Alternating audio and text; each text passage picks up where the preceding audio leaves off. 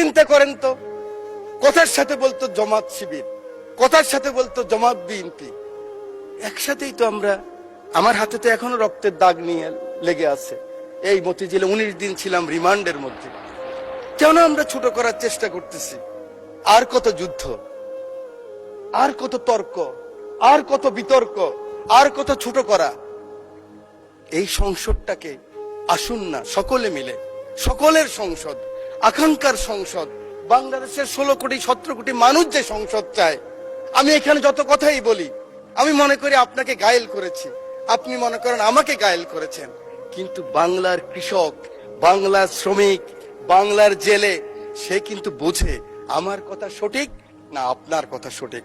পরের জন্য যুদ্ধ করেছি অনেক, এবার তোমার আর আমার যুদ্ধ। যদি বলো এত যুদ্ধ করে কি পেয়েছি? তিউনিসিয়ায় পেয়েছি জয়, উগান্ডায় পেয়েছি জনগণের ভালোবাসা, আর প্রতিবেশী বার্মায় পেলাম ঘরে ফেরার তাগাদা। আমি যেন সেই বাতিওয়ালা যে পথ্য পথ্য রাস্তায় বাতি জ্বালিয়ে ফিরি, অথচ যার নিজের ঘরে জমে থাকে দুঃস্ব অন্ধকার। এই অন্ধকার আমরা কাটাতে চাই, এই অমনুষ্য থেকে বের হতে চাই। আমার হাতে তো এখনো রক্তের দাগ নিয়ে লেগে আছে। এই মতিঝিলে 19 দিন ছিলাম রিমান্ডের মধ্যে। মানুষ আর এই হিংসা প্রতিহিংসা আর দেখতে চায় না। আমার মহাসচিব মহোদয় এখানে বসা আছেন, আমার মহাসচিব মহোদয়কে হেলমেট পরাই নিয়ে গেছি, নাম বলতে পারলাম না, একজন সেনাবাহিনীর প্রধানের সাথে মিটিং করার জন্য আজকের কৃষিমন্ত্রীর বাসায়। কারণ ওটা বেশি দিন নয়, 23 সালের কথা বলছি। জীবনের বাজি নিয়েই কথাগুলি করেছি আমরা। আমার নেত্রী 1/11, আমার নেতাকে যখন নিয়ে গেল খবর পেলাম আমি, কারণ 7 দিন আগে শেষ দিন আমার দেখা হয়েছিল আমার নেতা তারেক রহমানের সাথে, বেগম খালেদা জিয়ার সাথে 1/11-এর পরে হাওয়া ভবনে। সেদিন ছিল ওনার শেষ দিন। খবর পেলাম ওনাকে নিয়ে গেছে, ঢুকে গিয়েছে। 196 জন এমপি ছিল এই পার্লামেন্টে, আমি ঢুকেছি।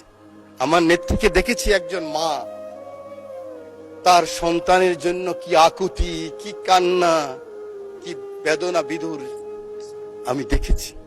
আমি সেই কথা মনে রাখতে চাই। আজকে আমরা অনেকে আছি, কিন্তু ষড়যন্ত্র বন্ধ হয়নি। জাতীয়তাবাদী নেতাদের বেঁচে থাকতে হলে অনেক যুদ্ধ করতে হয়, ঐক্যবদ্ধ থাকতে হয়। আমরা সকলে আসুন একমত হই। আগামী দিনে যে চ্যালেঞ্জ আসবে, এই জাতীয়বাদী শক্তির বিরুদ্ধে আবার যে ষড়যন্ত্র আসবে, সেদিন কারাই প্রধানমন্ত্রীর জন্য জীবনের বাজি রাখতে পারবেন, বাংলাদেশের জন্য বাজি রাখতে পারবেন, সেরকম যদি একটা শক্তি সাহস থাকে, তখনই হবে সবার আগে বাংলাদেশ। তখনই হবে দিল্লি নয়, পিন্ডি নয়, অন্য কোন দেশ নয়। চিন্তা করেন তো, কথার সাথে বলতো জামাত শিবির, কথার সাথে বলতো জামাত বিএনপি, একসাথেই তো আমরা। আমার হাতে তো এখনো রক্তের দাগ নিয়ে লেগে আছে। এই মতিঝিলে 19 দিন ছিলাম রিমান্ডের মধ্যে। কেন আমরা ছোট করার চেষ্টা করতেছি? আমি বিশ্বাস করি আমার নেতা ছুটে গেলেন একটু আগে, আমার সেই ভাই এখন আছেন। আমার নেতা তারেক রহমান ছুটে গেলেন, ওখানে গেলেন, দেখলেন। সাথে সাথে আমি মনে করি আগামী দিনের রাজনীতির জন্য সংসদের বিরোধী দলের নেতা আপনিও ছুটে যাওয়া উচিত ছিল। আমি জানি না আমার কথা কিভাবে নেবেন, যে মাননীয় সংসদ নেতা, আমি শুনেছি, আমি উপস্থিত ছিলাম, কারণ ওনার পিছনে আমি ছিলাম। আপনি গিয়েছেন, উনি বলেছেন আপনার কিছু প্রয়োজন লাগলেও আমাকে বলবেন। এভাবেই রাজনীতিটাকে আমরা এগিয়ে নিতে হবে। বাংলাদেশের মানুষের আকাঙ্ক্ষা এই রাজনীতি। মানুষ আর এই হিংসা প্রতিহিংসা আর দেখতে চায় না। বক্তব্য আমি শেষ